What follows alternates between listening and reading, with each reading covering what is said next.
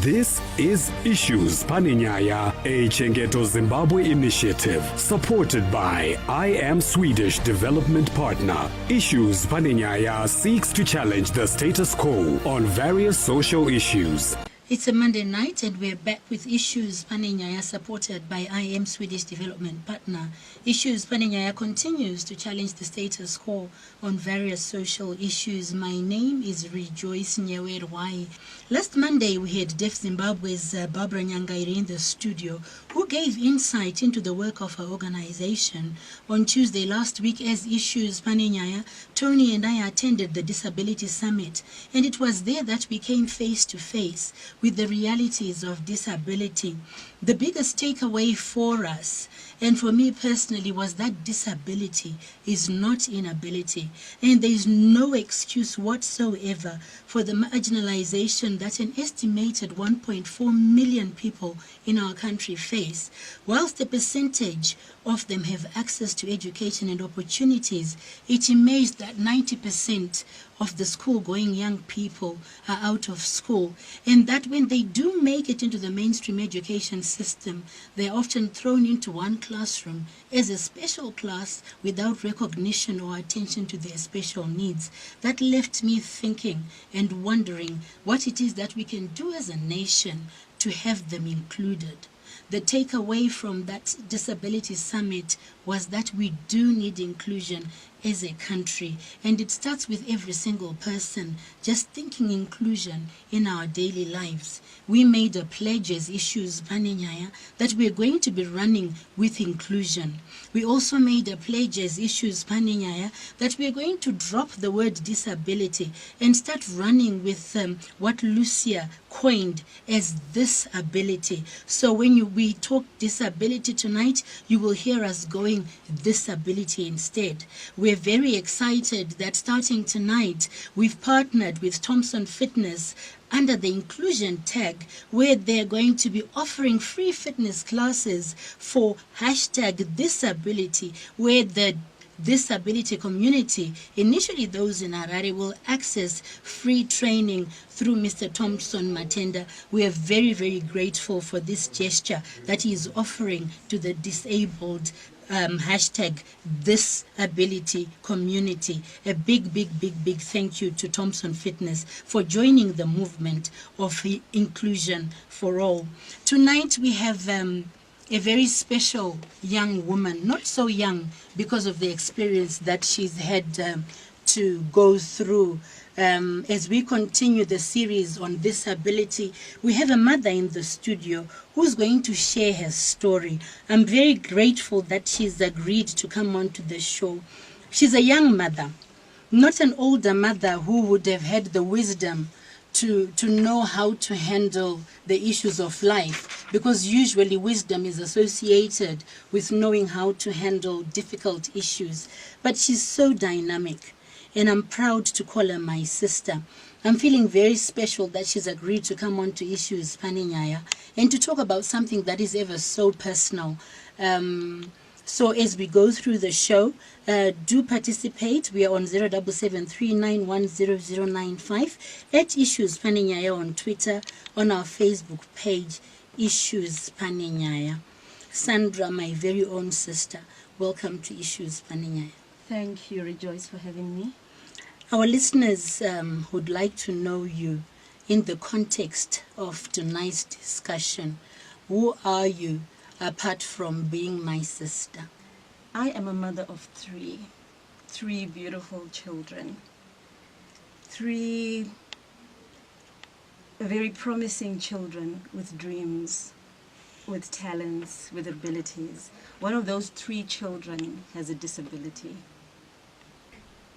I'm proud to say that in the way that I have raised these three children, nothing is different. Nothing has changed.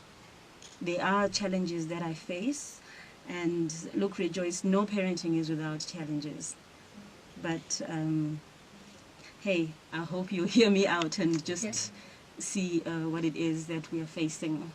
Was your child born different? Okay, maybe let me just answer you with a question, if you will allow me. different. I don't quite like that term. Okay. Why different? Different to who? Yeah. Because I believe the minute we use the word different, We are labeling. we are labeling, Yeah. and we're adding to the stigma and discrimination. Every single child is different. Like of all my 3 children, each of them is different and unique. And the challenges that I have faced in raising my daughter, they really just stem from societal ignorance and environmental barriers. Otherwise, I raise them the same. There is nothing different apart from their ages. Even twins are not different. I mean, even twins are not the same. My baby was born with spina bifida, a disability. Okay. Yes. And where does she fall in the hierarchy of the 3? What number is she? She's number 2. She's number 2, so she's the middle child. Yes. There she is, born. At what point did you realize that there was this ability? 3 minutes after she was born, I had gone through a very long and difficult labor. I'm hypertensive, and so after 11 hours of labor, I held my child in my arms. The doctor took her away. You know, there's the tests that they do. And then she just came to me and said, congratulations, you have a baby girl. There is a condition which she has, but we'll get someone to come and explain to you in the morning. So, and that was that. And this was the night before. So you wondered what this condition was throughout the night. I did wonder what the condition was, but Rejoice, after the labor, okay, what happened, what I missed out earlier was she was born, when during the labor process, her umbilical cord was tied around her neck twice, so I was having problems pushing. And I had been told, if you don't push one last time, we're going to lose you or we're going to lose the baby. Okay, so you were under a lot of pressure. Under a lot of pressure. So just the fact that here I am holding my child in my arms. That was She's enough. alive, Yeah. I'm alive.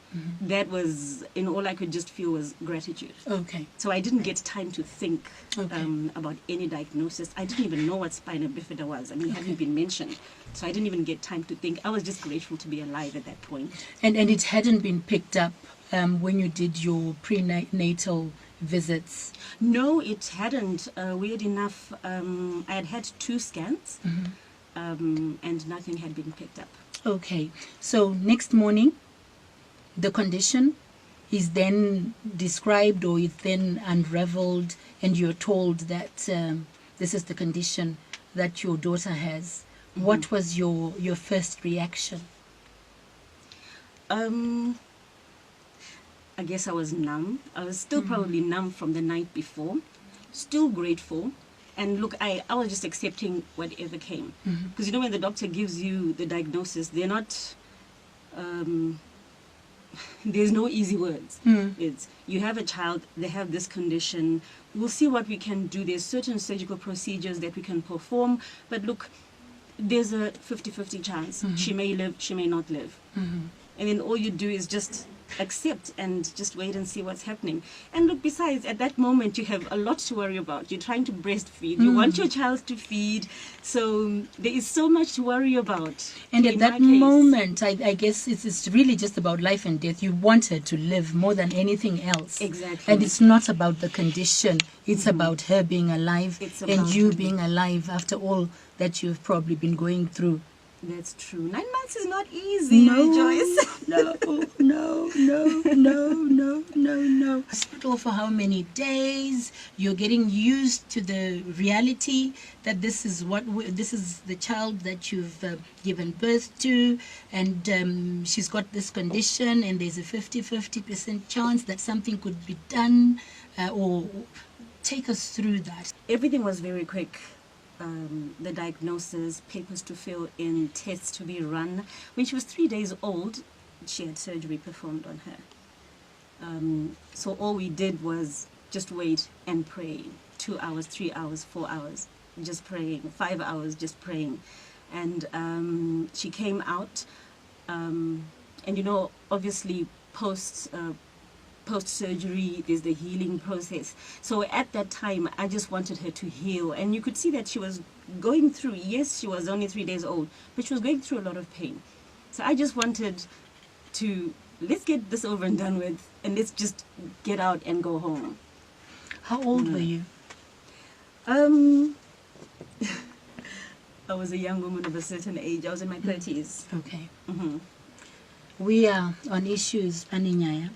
Please participate. We are on 0773910095 at Issues Paninyaya on Twitter, on our Facebook page, Issues Paninyaya. When the doctors, Sandra, explained to this young mother who is in her 30s about spina bifida, did they explain to you what could have caused this, or did you then have to research? The doctor told me that a number of reasons. Weird enough, one, poverty, lack of folic acid. But it was, strangely enough, I didn't fall under any of those because I was taking my folic acid. I had been taking it for several months before then. And I would call myself maybe middle class. I was not malnourished. So I really haven't a clue. And I don't ask why anymore, Joyce. I don't ask why anymore. I guess when you ask why to issues like that, it's when you're at a certain space. There just comes a time when you're beyond asking why. And I like that you say I don't ask why anymore. Do you want to just talk about anymore? Because I could write a book about that anymore. Because it says to me that there was a time when you could have and would have asked why. Okay, the why in those first days was really, you're in hospital. I was in hospital for 2 months. So there are a lot of whys that you will get. Why is she going through all this pain? And look, this is not just hospital. You're watching the doctors do this. You get told week after week, okay, we need to do this surgery. There's money needed. So there was just a lot of things involved, which is why I'm saying I didn't quite have time to dwell on her condition. Maybe it was a good thing. Maybe I was protected in a way. And then another thing as well, maybe I should point out, I'm a believer in Jesus Christ and divine intervention. So look, I did have that inspiration. So the why I used to ask would be, okay, why is she going through all this pain? That was the real, the big question. And I'm thinking, as a mum, and I'm a mother, and I'm thinking that our first instinct as mums is we don't want our children to go through any pain. That's correct. And if my child is going through any pain, I want to remove the pain. And where I can, I want to go through the pain myself. So I can imagine you wanting to remove that pain from the child so that you could endure it on their behalf, but you were not able to do that. How did that make you feel? Helpless. I was really, really helpless. Because when you're in hospital, nothing is ever really up to you, especially after the surgery. You're waiting for the doctors to come through, you're waiting for the nurses to come through. But being our children's ward that we were in, a lot of parents were coming in with their children. I think in the 2 months that I was there, I must have met more than 15 children coming in with their parents with different cases. So because I had been there first, they would come in, maybe their child is going for an op in 30 minutes. So I had become, almost like the furniture of the hospital. Oh, so what's going to happen? And I'm like, no, relax, calm down. So that saved me a bit. And we found as parents, we supported each other. We consoled each other. When you went back to work, Manaka Saranan? My mom basically shut down her whole house. And moved in. So for 8 months, I was with my mom. She was administering, everything that needed to be administered. And it was. I think it just made it easier because having that older person, I think she knew what we should be focusing on. So we focused on the little triumphs. Rejoice, I mean, this is something that I urge all parents to do, whether you've got a child with a disability or not. I've documented every single week, you know, from the 5 minutes after she was born. I have a little audio, video. Every little triumph, you know, the first laugh, the first time she eats extra spoons of her solids. I think that's a coping mechanism, because it helps you not focus on what she can't do, but you're focusing on what she can do. And thank God I'm a mother who lives in the city. I have my internet. I have access to internet, which I know it's a privilege. It's not anything I take for granted. So I was able to research. I was able to, okay, this is spina bifida. I was able to discover, oh, there's a guy called Nick Vujicic, whatever. He was born without arms and legs. He can swim. My child will be able to swim. I was able to, ahead of all this time, I was able to sort of figure out things even before the doctors told me. Because I really, really wanted to know what spina bifida is and what is it that I can do. So what are some of the things what are the milestones that you've discovered and that you've been able to achieve? She loves to swim. She's a top speller.